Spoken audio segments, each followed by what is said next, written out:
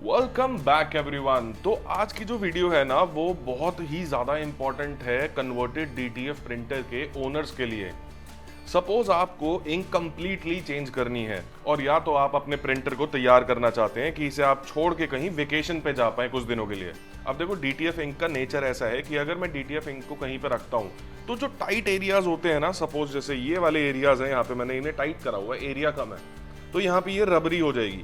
अब ऐसे ही नोजल्स होती हैं डीटीएफ प्रिंट हेड के अंदर, और अगर आप इसे प्रिंटर को कहीं पे छोड़ के जाते हैं तो वो डेफिनेटली क्लॉग हो जाएगा। तो आपको अगर लंबे टाइम के लिए कहीं पे जाना होता है तो ये एक छोटा सा ये प्रोसीजर है जिसे आप करके जा सकते हैं। और सेकंड रीजन है इस वीडियो का कि सपोज आपने पहले लो सेडिमेंट इंक यूज करी, अब आपका मन करा कि मैं हाई सेडिमेंट इंक यूज करता हूं। आपने इन्हें एम्प्टी करके यहाँ पे तो आपने दूसरी इंक डाल दी, बट आप यहाँ पे चेंज करना भूल गए। अब क्योंकि दोनों की दोनों इंक्स की कॉम्पोजिशन अलग है तो हो सकता है आपके प्रिंट्स में इशू आने लग जाए, जो कि मेरे साथ पर्सनली हो चुका है। तो इसका जो प्रोसीजर मुझे समझ में आया वो ये था कि मैंने जो इंक यहाँ पे डाली थी मुझे ये खाली करके, और सिर्फ यहाँ से नहीं, मुझे अडेप्टर्स में से भी खाली करनी पड़ेगी। इन अडेप्टर्स के अंदर भी इंक होती है स्टोर्ड। जब आप इंक को चार्ज करते हैं तो आपका एटलीस्ट इतना तो खाली हो जाता है टैंक। क्यों? क्योंकि वो सारी इंक आपकी अडेप्टर्स में जाती है और कुछ नोजल्स को ओपन करते हुए आपकी एक्स्ट्रा बाहर निकल जाती है। तो अब मैं जल्दी से शुरू करके आपको दिखाता हूं कि कैसे हम इंक को एम्प्टी करेंगे कंप्लीटली और फिर हम इंक को चेंज करेंगे। इस प्रोसीजर को करने के लिए हमें मल्टीपल इंजेक्शन चाहिए होते हैं। ये ज़्यादा नहीं, आपके 10-5 रुपए के ऐसे आ जाते हैं, ठीक है। और आपको कुछ के आगे ये पाइप भी चाहिए होता है, ये आपको कहीं ना कहीं से अरेंज करना होगा मेडिकल शॉप वगैरह से। ये हम ऊपर लगा के अडेप्टर्स में और वहाँ से हम इंक को सक आउट करते हैं, ठीक है। ये मैं आपको अभी बाद में दिखाऊंगा, पहले हम इंक टैंक को खाली करते हैं। जब भी आप इंक डालो और आपकी जो बॉटल्स हैं वो जब आप खाली कर देते हो, ठीक है, this is an empty bottle, तो ध्यान रखना कि हमें इन बॉटल्स को फेंकना नहीं है।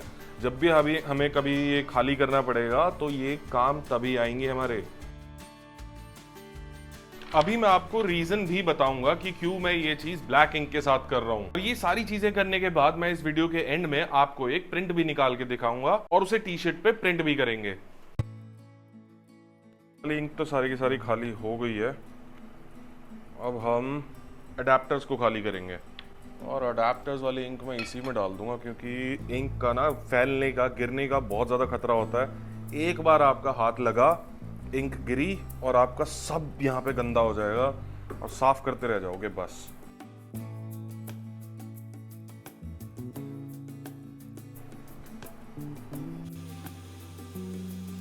अब यार देखो, मेरे पास ना कोई और ऐसा पाइप है नहीं। अब मुझे क्या करना है, मुझे इसके अंदर ना सॉल्यूशन थोड़ा सा डालना है, ठीक है, ताकि मैं इसके अंदर की थोड़ी सी सफाई कर पाऊँ। अब मैं सॉल्यूशन कैसे डालूँ मैं वो सोच रहा हूँ, क्योंकि अगर सॉल्यूशन टच होगा यार ये गंदा हो जाएगा, सॉल्यूशन गंदा हो जाएगा, तो कुछ जुगाड़ लगाते हैं।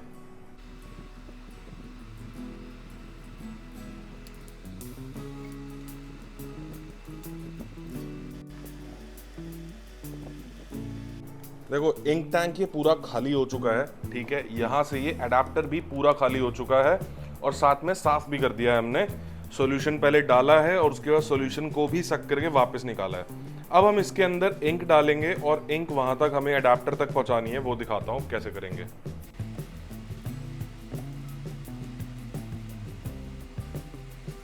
यार मेरे पास टिश्यू पेपर नहीं है, वरना टिश्यू पेपर थोड़ा सा यहाँ पे लगाता था कि गंदा ना हो, बाकी कोई बात नहीं।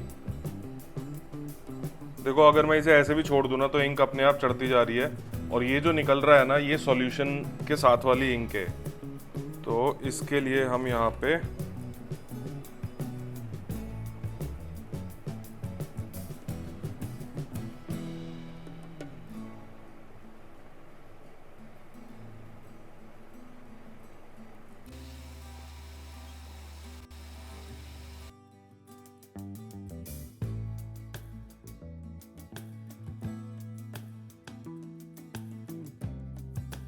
अभी हमने ब्लैक इंक निकाली थी, ठीक है। अब ये ब्लैक ही प्रिंट है और देखो कितना फाइन आया हुआ है। और अब मैं आपको बताऊंगा कि मैंने स्पेशली ब्लैक इंक के साथ ही ये वाला एक्सपेरिमेंट आपको करके क्यों दिखाया।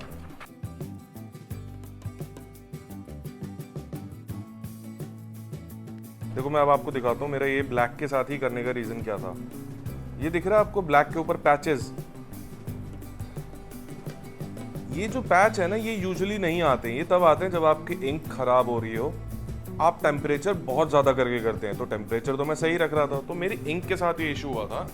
और इंक के साथ ये इशू इसलिए हुआ था क्योंकि मैंने जो स्टार्टिंग में आपको बताया कि लो सेडिमेंट इंक हो और आप उसे हाई सेडिमेंट करना चाहते हो, तो मैंने वही करा था। मैंने हाई सेडिमेंट इंक इसके अंदर डायरेक्ट डाल दी थी। कुछ दिन अच्छे प्रिंट आए, बट बाद में जो है बहुत ही घटिया प्रिंट आने लग गए।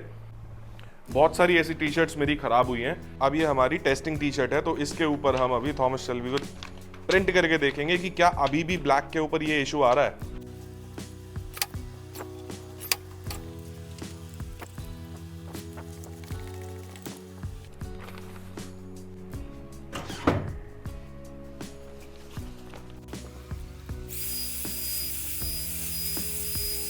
अगर पेपर के ऊपर इंक लगी रह जाती है तो यानी कि अभी भी इंक जो है शायद मैंने गलती से मिक्स वाली डाल दी है। दोनों बॉटल सेम वाइट कैप वाली थी और मुझे नहीं पता कौन से में कितनी थी।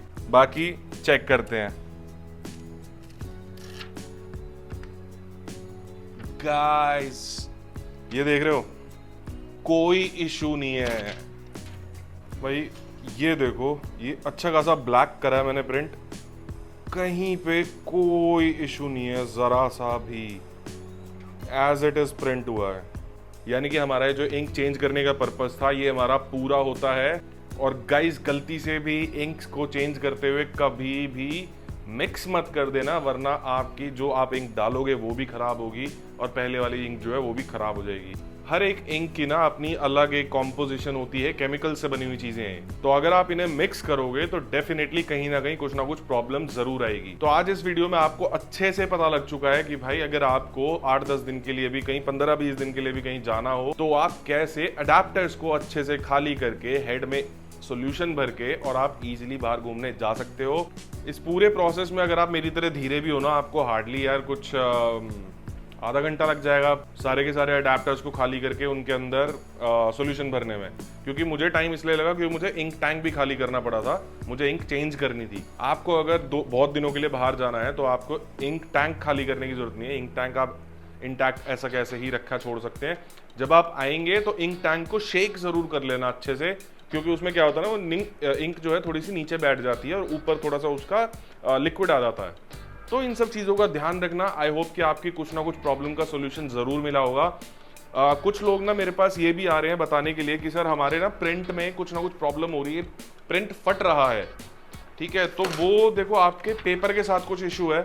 मैं आपको नेक्स्ट वीडियो में ना कंप्लीट एक प्रोसेस बताऊंगा कि कैसे कैसे मैं लो सेडिमेंट इंक से क्या टाइमिंग होती है, कैसे कैसे मैं उससे प्रिंट करता हूँ। ठीक है, क्या मैं प्रोसीजर फॉलो करता हूँ, क्या मैं वहाँ पे टेम्परेचर रखूँगा, कितना मैं बाद में उसे प्रेस करूँगा, सारी चीज़ मैं आपको बताऊँगा नेक्स्ट वीडियो में।